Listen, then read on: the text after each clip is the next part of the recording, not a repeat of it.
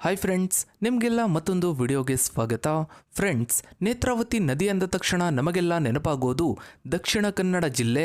ಈ ಪುಣ್ಯ ಭೂಮಿಯಲ್ಲಿ ಹರಿಯುತ್ತಲೂ ಸಕಲ ಜೀವಿಗಳನ್ನು ಸಾಕುತ್ತಲೂ ಒಮ್ಮೊಮ್ಮೆ ಪ್ರಶಾಂತವಾಗಿ ಒಮ್ಮೊಮ್ಮೆ ರೌದ್ರತೆಯಿಂದ ನರ್ತಿಸುತ್ತಾ ರಭಸದಿಂದ ಮುನ್ನುಗ್ಗುವ ನೇತ್ರಾವತಿಯ ವೈಭವ ಕಣ್ಮುಂದೆ ಬರುತ್ತೆ.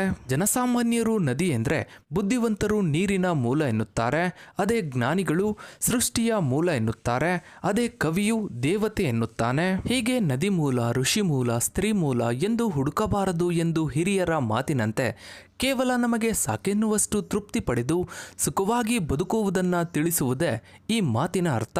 ನಾವ್ಯಾಕೆ ಇದನ್ನ ಹೇಳ್ತಾ ಇದ್ದೀವಿ ಅಂದ್ರೆ, ಒಂದು ನದಿಯ ಉಗಮ ಹಾಗೂ ಹಿನ್ನೆಲೆಯ ವಿಚಾರಕ್ಕೆ ಬಂದ್ರೆ ಅಲ್ಲೊಂದು ಪುರಾಣದ ಕತೆ ಈ ಮಣ್ಣಿನಲ್ಲಿ ನೆಲೆಸಿರುತ್ತೆ. ಹಾಗೆ ಸ್ಥಳ ಪುರಾಣ, ದಂತಕತೆ, ಜಾನಪದ ಕಥೆಗಳಲ್ಲೂ ಒಂದೊಂದು ರೀತಿಯಲ್ಲಿ ಬದಲಾಗ್ತಾ ಇರುತ್ತೆ. ಇಂತಹ ವರ್ಣಿಸಲು ಅಸಾಧ್ಯವಾದ ನದಿಗಳ ಪೈಕಿ ನೇತ್ರಾವತಿಯೂ ಕೂಡ ಒಂದು. ನೇತ್ರಾವತಿ ಪಾಪಗಳನ್ನಷ್ಟೇ ಅಲ್ಲದೆ ದೇಹದ ಸಮಸ್ಯೆಗಳನ್ನು ಬಗೆಹರಿಸ್ತಾಳೆ ಅಂತ ಜನ ನಂಬ್ತಾರೆ. ಇನ್ನು ನೇತ್ರಾವತಿಯಲ್ಲಿ ಹರಿದು ಬಂದ ಶವಗಳೆಷ್ಟೋ. ಬನ್ನಿ ಹಾಗಿದ್ರೆ ನೇತ್ರಾವತಿಯ ಬಗ್ಗೆ, ಆ ನದಿಯ ಬಗ್ಗೆ ಕೆಲವೊಂದಿಷ್ಟು ವಿಚಾರಗಳನ್ನು ಇವತ್ತಿನ ಈ ಒಂದು ವಿಡಿಯೋದಲ್ಲಿ ತಿಳಿಸ್ತಾ ಇದ್ದೀವಿ. ವಿಡಿಯೋ ತುಂಬಾನೇ ಇಂಟ್ರೆಸ್ಟಿಂಗ್ ಆಗಿದೆ ಫ್ರೆಂಡ್ಸ್. ವಿಡಿಯೋವನ್ನ ಎಲ್ಲೂ ಸ್ಕಿಪ್ ಮಾಡದೆ ಸಂಪೂರ್ಣವಾಗಿ ನೋಡಿ. ಫ್ರೆಂಡ್ಸ್, ಮೊದಲಿಗೆ ನೇತ್ರಾವತಿ ನದಿಯ ಅಸ್ತಿತ್ವದ ಬಗ್ಗೆ ನೋಡೋದಾದ್ರೆ, ನೇತ್ರಾವತಿ ನದಿ ಚಿಕ್ಕಮಗಳೂರು ಜಿಲ್ಲೆಯ ಕುದುರೆಮುಖ ಶ್ರೇಣಿಯಲ್ಲಿರುವ ಎಳೆನೀರ್ ಘಟ್ಟಗಳ ಬಂಗ್ರ ಬಳಿಗೆ ಎಂಬ ಕಣಿವೆಯಲ್ಲಿ ಜನ್ಮ ತಾಳಿ ದಕ್ಷಿಣ ದಿಕ್ಕಿನತ್ತ ಹರಿತಾಳೆ.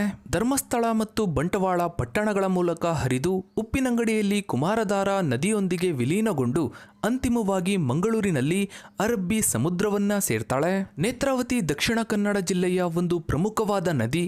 ಕರ್ನಾಟಕ ರಾಜ್ಯದ ಪ್ರಮುಖ ತೀರ್ಥ ಸ್ಥಳಗಳಲ್ಲಿ ಒಂದಾದ ಧರ್ಮಸ್ಥಳದ ಮೂಲಕ ಈ ನದಿಯು ಹರಿದು ಹೋಗುತ್ತೆ.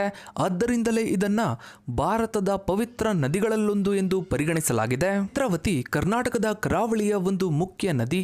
ದಕ್ಷಿಣ ಕನ್ನಡ ಜಿಲ್ಲೆಯಲ್ಲೇ ಅತ್ಯಂತ ದೊಡ್ಡ ನದಿ ಎಂಬ ಕೀರ್ತಿಯನ್ನ ಪಡೆದಿದೆ. ಪಶ್ಚಿಮಕ್ಕೆ ಹರಿದು ಒಟ್ಟು ಸುಮಾರು 160 ಕಿಲೋಮೀಟರ್ ದೂರ ಹರಿದು ಮಂಗಳೂರಿನಲ್ಲಿ ಅರಬ್ಬಿ ಸಮುದ್ರವನ್ನ ಸೇರ್ತಾಳೆ. ಇನ್ನು ಈ ನದಿಯ ಉಗಮದ ಹಿಂದೆ ಪೌರಾಣಿಕ ಕಥೆಯನ್ನೊಮ್ಮೆ ನೋಡ್ತಾ ಹೋದಾಗ ಅದು ಕೃತಯುಗಕ್ಕೆ ನಮ್ಮನ್ನ ಕರ್ಕೊಂಡು ಹೋಗುತ್ತೆ. ಅಸುರರ ರಾಜ ಹಿರಣ್ಯಾಕ್ಷ ಭೂಲೋಕ, ಅತಳ, ವಿತಳ, ಸುತಳ, ಮಹಾತಳ, ಸಶಾತಳ, ತಳತಳ, ಪಾತಾಳ ಲೋಕದಲ್ಲೆಲ್ಲ ತನ್ನ ರಾಕ್ಷಸಿ ಕೃತ್ಯಗಳಿಂದ ಸಾಕಷ್ಟು ಉಪಟಳಗಳನ್ನ, ಕಷ್ಟಗಳನ್ನ ಕೊಡ್ತಾ ಇರ್ತಾನೆ. ದೇವಾನು ದೇವತೆಗಳು ಭಗವಾನ್ ವಿಷ್ಣುವಿನಲ್ಲಿ ಇದಕ್ಕೆ ಶಾಶ್ವತವಾದ ಪರಿಹಾರವನ್ನ ಕೊಡುವಂತೆ ಕೇಳ್ಕೋತಾರೆ.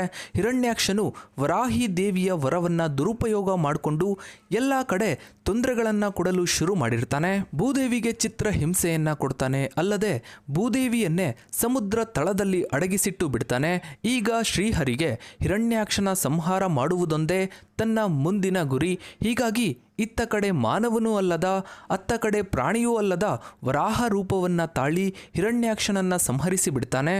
ಹೀಗೆ ಹಿರಣ್ಯಾಕ್ಷನನ್ನು ಸಂಹರಿಸಿ ಭೂಮಿಯನ್ನ ಉದ್ಧರಿಸಿದ ಮೇಲೆ ಚಿಕ್ಕಮಗಳೂರು ಜಿಲ್ಲೆಯಲ್ಲಿ ಶೃಂಗೇರಿಯಿಂದ 16 ಕಿಲೋಮೀಟರ್ ದೂರದಲ್ಲಿ ಪಶ್ಚಿಮ ಘಟ್ಟಗಳ ಒಂದು ಭಾಗವಾದ ಗಂಗಾಮೂಲ ವರಾಹ ಪರ್ವತ ಎಂದು ಕರೆಯಲ್ಪಡುವ ವೇದಪಾದ ಪರ್ವತದಲ್ಲಿ ವಿಶ್ರಮಿಸಿದನಂತೆ.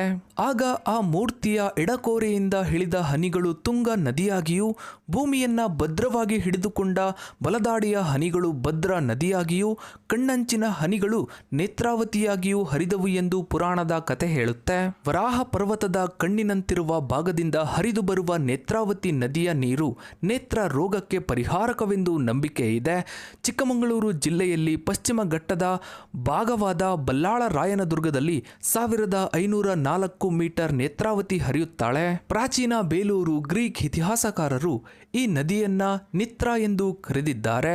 ಹಲವು ಕಿರು ಹೊಳೆಗಳೊಂದಿಗೆ ಪಶ್ಚಿಮ ಘಟ್ಟದ ಬಂಗಾಡಿ ಕಣಿವೆಗಳಲ್ಲಿಳಿದು ಬರುತ್ತಾಳೆ. ದಣಿರು ದ್ಯಾವರದಿಂದ ಸ್ವಲ್ಪ ದೂರದಲ್ಲಿ ಈ ನದಿ 2 ಹಂತಗಳಲ್ಲಿ ವಿಭಜನೆಯಾಗುತ್ತೆ. ಒಂದು ಬಂಡಾಜಿ ಪರ್ವತವಾಗಿ ಪರಿಣಮಿಸುತ್ತೆ.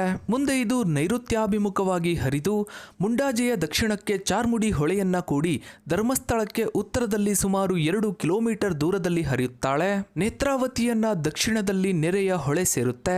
ಈ ಹೊಳೆ ಮತ್ತು ಇತರ ತೊರೆಗಳು ಧರ್ಮಸ್ಥಳವನ್ನ ಸುತ್ತುವರೆದಿವೆ. ಅನಂತರ ಎಡದಿಂದ ಶಿಶಿಲ ಮತ್ತು ಸ್ವಲ್ಪ ದೂರದಲ್ಲಿ ಬಲದಿಂದ ಏರುಮಲೆ ಸುರಿಮಲೆ ಹೊಳೆಗಳ ನೀರನ್ನ ಪಡೆದು ಮುನ್ನಡೆಯುವ ನೇತ್ರಾವತಿ ನದಿ ಅಲ್ಲಲ್ಲಿ ಕಿರು ಬಂಡೆಗಳಿರುವ ಆದರೆ ಹೆಚ್ಚು ಸಮತಟ್ಟಾದ ಬಯಲು ನೆಲವನ್ನ ಸೇರುತ್ತೆ. ಕೊಡಗಿನಲ್ಲಿ ಪಶ್ಚಿಮ ಘಟ್ಟಗಳ ಭಾಗವಾದ ಕುಮಾರ ಪರ್ವತದಲ್ಲಿ ಅಂದ್ರೆ ಪುಷ್ಪಗಿರಿಯಲ್ಲಿ 1654 ಮೀಟರ್ ಹರಿದು ಹಾಸನ ಕೊಡಗು ಜಿಲ್ಲೆಗಳ ನಡುವೆ ಗಡಿ ನದಿಯಾಗಿ ಹರಿದು ಬಿಸಿಲೆಘಾಟಿನ ಮೂಲಕ ದಕ್ಷಿಣ ಕನ್ನಡ ಜಿಲ್ಲೆಯನ್ನ ಪ್ರವೇಶಿಸಿ ಕುಳಗುಂದದ ಬಯಲಿನ ಬಳಿ ಸುಬ್ರಹ್ಮಣ್ಯ ಕ್ಷೇತ್ರದಲ್ಲಿ ಹಾದು ಬರುವ ಕುಮಾರಧಾರ ನದಿ ಉಪ್ಪಿನಂಗಡಿಯಲ್ಲಿ ನೇತ್ರಾವತಿಯನ್ನ ಎಡದಿಂದ ಬಂದು ಸೇರುತ್ತೆ.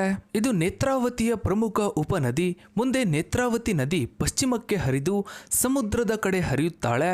ತಾಲೂಕು ಕೇಂದ್ರವಾದ ಬಂಟವಾಳವನ್ನ ಬಲದಲ್ಲೂ ಸುಮಾರು 5 ಕಿಲೋಮೀಟರ್ ಆಚೆಗಿನ ಪಾಣೆ ಮಂಗಳೂರು ಪೇಟೆಯನ್ನ ಎಡದಲ್ಲೂ ಹಾದು ಪರಂಗಿಪೇಟೆ ದಟ್ಟ ಹಸಿರು ಹಚ್ಚೆಯ ಬಳಿ ನಿಧಾನವಾಗಿ ಹರಿಯುತ್ತಾಳೆ. ಹೊತ್ತು ತಂದ ರೇವೆ ಮಣ್ಣನ್ನ ಹರಡಿ ಪಾವೂರು ಎಂಬಲ್ಲಿ ಅಲ್ಲಲ್ಲಿ ಕೆಲವು ಹುಳಿಗಳನ್ನ ನಿರ್ಮಿಸಿದೆ. ಸಮುದ್ರವನ್ನ ಸೇರುವ ಮುನ್ನ ನೇತ್ರಾವತಿ ನದಿ 1.5 ಕಿಲೋಮೀಟರ್ ಅಗಲವಾಗಿ ಪಸರಿಸಿ ನಿಧಾನವಾಗಿ ಹರಿಯುತ್ತಾಳೆ. ಉಲ್ಲಾಳದ ಸಮೀಪದಲ್ಲಿ ಪಾಲ್ಗುಣಿ ಹೊಣೆಯನ್ನ ಕೂಡಿ ಅಳಿವೆಯಾಗಿ ಪರಿಣಮಿಸಿ ಸಮುದ್ರವನ್ನ ಸೇರ್ತಾಳೆ. ಇನ್ನು ನೇತ್ರಾವತಿ ನದಿಯ ನೀರನ್ನ ಬಂಟವಾಳ ತಾಲೂಕಿನಲ್ಲಿ ತುಂಬೆ ಎಂಬಲ್ಲಿ ಸಂಗ್ರಹಿಸಿ ಕೊಳವೆಗಳ ಮೂಲಕ ಮಂಗಳೂರು ನಗರ, ನವಮಂಗಳೂರು ಬಂದರು ವಲಯ ಮತ್ತು ಉತ್ತರದ ಸೂರತ್ಕಲ್ ಇಂಜಿನಿಯರಿಂಗ್ ಕಾಲೇಜುವರೆಗೂ ಕೂಡ ಪೂರೈಕೆ ಮಾಡಲಾಗುತ್ತೆ. ಬಂಟವಾಳ ಮತ್ತು ಹಂಚಿಕಟ್ಟೆಗಳಲ್ಲಿ ಕಟ್ಟಿರುವ ಅಣೆಕಟ್ಟುಗಳಿಂದ ಮತ್ತು ಹಲವೆಡೆ ಪಂಪುಗಳ ಮೂಲಕ ಈ ನದಿಯ ನೀರು ಕೃಷಿಗೆ ಉಪಯೋಗವಾಗ್ತಿದೆ. ನೇತ್ರಾವತಿಯ ಉಪನದಿಗಳಲ್ಲಿ ಒಂದಾದ ಎತ್ತಿನ ಹೊಳೆಯ ತಿರುವು ಯೋಜನೆಗೆ ಸ್ಥಳೀಯರಿಂದ ವ್ಯಾಪಕ ವಿರೋಧವಿದೆ. ಇನ್ನು ನೇತ್ರಾವತಿ ನದಿಯಲ್ಲಿ ತೇಲಿದ ಶವಗಳಿಗೆ ಏನು ಲೆಕ್ಕವೇ ಇಲ್ಲ. ಕೇವಲ 50 ವರ್ಷಗಳಲ್ಲಿ 1000ಕ್ಕೂ ಹೆಚ್ಚು ಶವಗಳು ನೇತ್ರಾವತಿಯಲ್ಲಿ ಸಿಕ್ಕಿವೆ. ಇವುಗಳಲ್ಲಿ ಅರ್ಧದಷ್ಟು ಆತ್ಮಹತ್ಯೆ ಎಂದು ಹೇಳಲಾಗುತ್ತೆ. ಇನ್ನುಳಿದವು ಮನುಷ್ಯನ ದುರಾಸೆಗೆ ಬಲಿಯಾದ ಜೀವಗಳು. ಇಂದಿಗೂ ಬಗೆಹರಿಯದ ಅದೆಷ್ಟೋ ಪ್ರಕರಣಗಳು ನೇತ್ರಾವತಿಯ ಒಡಲಲ್ಲಿ ಮುಚ್ಚಿ ಹೋಗಿವೆ. ಹೀಗೆ ನೇತ್ರಾವತಿ ಅದೆಷ್ಟು ಸೌಮ್ಯಳು ಅಷ್ಟೇ ರೌದ್ರಳಾಗಿ ಪಶ್ಚಿಮ ಘಟ್ಟ ಶ್ರೇಣಿಗಳಲ್ಲಿ ಹರಿದು ಕೊನೆಗೆ ಅರಬ್ಬಿ ಸಮುದ್ರವನ್ನ ಸೇರ್ತಾಳೆ. ಸೊ ಫ್ರೆಂಡ್ಸ್, ಇದಾಗಿತ್ತು ನೇತ್ರಾವತಿ ನದಿಯ ಬಗ್ಗೆ ಒಂದಿಷ್ಟು ಮಾಹಿತಿಯನ್ನ ತಿಳಿಸುವ ಪ್ರಯತ್ನ. ಇದರ ಬಗ್ಗೆ ನಿಮ್ಮ ಅನಿಸಿಕೆ ಅಭಿಪ್ರಾಯಗಳನ್ನು ತಪ್ಪದೇ ಕಮೆಂಟ್ ಸೆಕ್ಷನ್ ಅಲ್ಲಿ ಕಮೆಂಟ್ ಮಾಡಿ. ಹಾಗೆ ವಿಡಿಯೋಗೊಂದು ಲೈಕ್ ಮಾಡ್ತಾ ವಿಡಿಯೋನಾದಷ್ಟು ಎಲ್ಲ ಕಡೆ ಶೇರ್ ಮಾಡಿ. ನೀವಿನ್ನು ನಮ್ಮ ಚಾನಲ್ಗೆ ಸಬ್ಸ್ಕ್ರೈಬ್ ಆಗಿಲ್ಲ ಅಂದ್ರೆ ಕೆಳಗಡೆ ಕಾಣೋ ಸಬ್ಸ್ಕ್ರೈಬ್ ಅನ್ನು ಕ್ಲಿಕ್ ಮಾಡಿ. ಹಾಗೆ ಪಕ್ಕದಲ್ಲಿ ಕಾಣೋ ಬೆಲ್ ಐಕನ್ ಕೂಡ ಕ್ಲಿಕ್ ಮಾಡಿ. Thanks for watching.